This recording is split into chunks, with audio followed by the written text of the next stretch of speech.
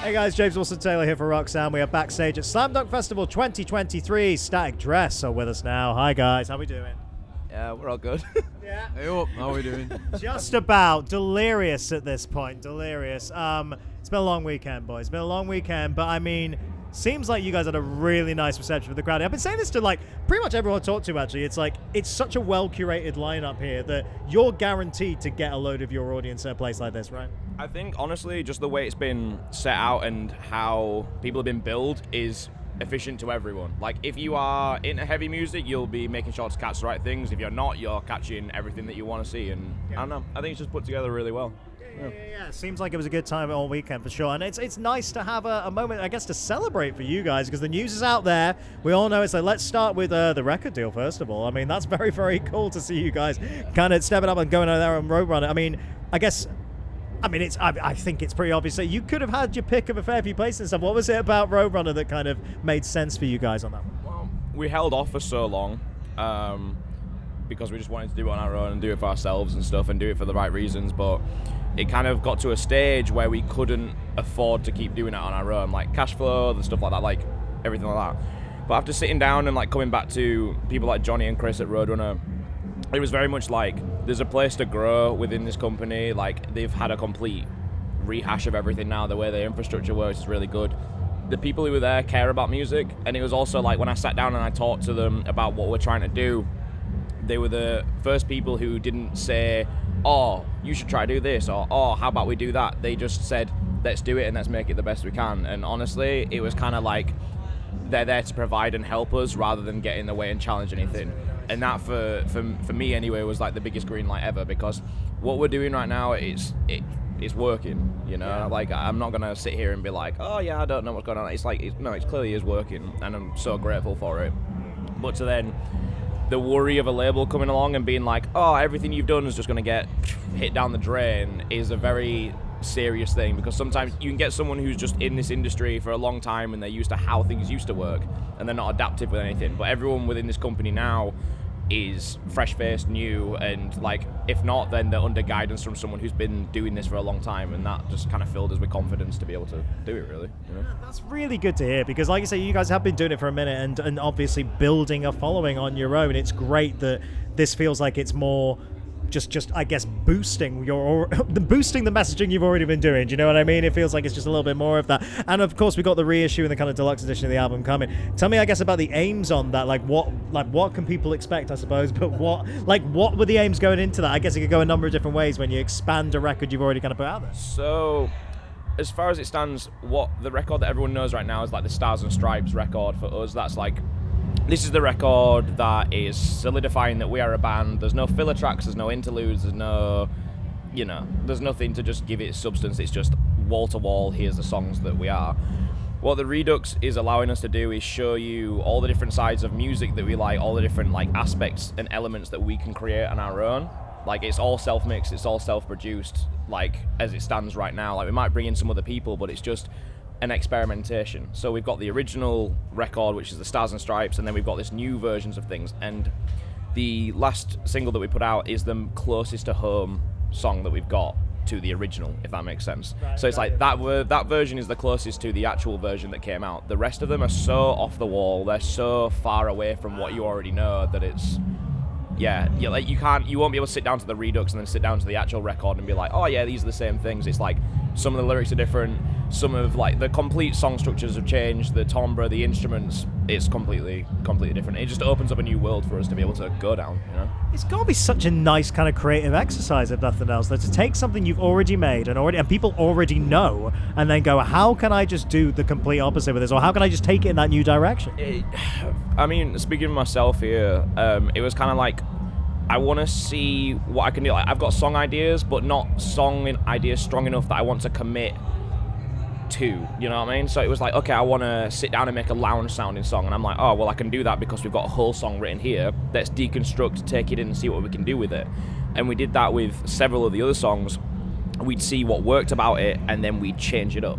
We'd be like, okay, can we pull things apart? Can we put things on strings instead of guitars? Can we do all this kind of stuff? And we found the process and working like routine with it, it just opened up a whole new version of songwriting for us that we didn't have before. Because obviously it's like you're presented with an idea, and then you can just completely forget everything. You can forget any attachment to the song that you had, because we've been sat on these songs for a good minute before. So my head's so far away from it now. But now it's like we can give a new breath of fresh air to what feels like old ideas, you know? So that begs the question in terms of live then, because do you feel like when it comes to playing some of those live, is it going to be the newer versions of it? Is it going to be the ones that people already know? Is it going to be a little combination of the two? Do you just feel like free to open up set lists how you want to? How does that work in terms of live setting? So, quick question away from everything right now. When's this dropping? When would you like it to drop, Ollie? After the 30th. What's the date today? Oh, we can do that. Yeah? Okay. All right. Tour's going out on the 30th, isn't it? I think so. Yeah. Fuck it. All right. Fuck it then. Yeah. So for our headline tour at the end of the year, just come and see what we do. Because we've got plans for this to be able to make something kind of cool, and that's what we wanted, the options to be able to present people with different things and different sets and different ideas and kind of have a different experience to every show you go to, you know? Right. Like that's what we're trying to do here. Wow, that's such. I'll always love the ambition of you guys, man. Like you're constantly pushing yourselves, and that's really, really exciting because it keeps it exciting and interesting for the audience as well. You can see that in the reaction. Exactly, there it is. That's how we like to push it. Really, really good. Let's talk about. Well, I guess we've given it away a little bit with the rest of the year. Then I mean, there will be some touring, which we kind of expect anyway. But beyond just the Redux and these kind of, are you thinking about like more new music on that? Like how much stuff are you kind of playing with? I guess is the question. Don't know really. A lot. Yeah. There's a We're lot. just trying to write as much as we can and like just make it to the best of our ability really. We're just constantly writing, so Yeah. Good. yeah. There's no idea for slowing down. We just want to keep writing, and I think solely it's like we want to get better at songwriting. We don't want to just sit there and be like, oh, we wrote some really cool songs and that's really fine. Let's just like run off that for a good career. We've sat here and gone, we want to keep getting better at this to the point where everything we're writing is like ready to go, and like someone will relate to it and really like it. That's what we want to do, is just get better within ourselves more than anything, you know? Good aim to have. Always a good aim to have, because that's how it's going to end up connecting with the audience, if it's connecting with you guys first of all. Festival season as well. A few more kind of festival dates around for you guys, right? Yeah? A few more. Like we got Download. What is that, next week? God, it's like 2 weeks away. And then we got Year and Full Force as well in Yeah. Europe, so it's our first Europe Fest for us. So Yeah, because I mean, looking obviously forward to it. we have only done Europe once, and that was the Bring Me Run back in January. So it's going to be exciting to see kind of just how it feels doing a fest and like doing the one-offs and stuff. But yeah, it's just a couple of little sprinkled festivals here and there, and then we got some more stuff later down the line. Well, Download's particularly exciting because obviously not just Download, but like 20-year Download and another stacked lineup. My God, it's got to be exciting to be a part of one like that. For real, I mean, we got added to it like last minute, like really, really late. We weren't on the original thing, but now somehow, I don't even know how, because there's meant to be like a weird law that you're not allowed to play this and Download, and we've managed to somehow screw it. And then I don't know, I feel horrible for letting it happen, but I'm like, I'm not gonna say no, you know. So this is our we're opening up the second stage on the Saturday, which is crazy. Like it's huge, you know. So I'm excited for it, and what we're going to do is just going to pull the stops out and just make sure we can make the best show we can for people at 11:30. you know. People waking up. Yeah, everyone's waking up and rubbing their eyes, and I'm just like, so it'll be. A little static dress for breakfast. That's what people want. That's going to be good. I'm going to let you guys.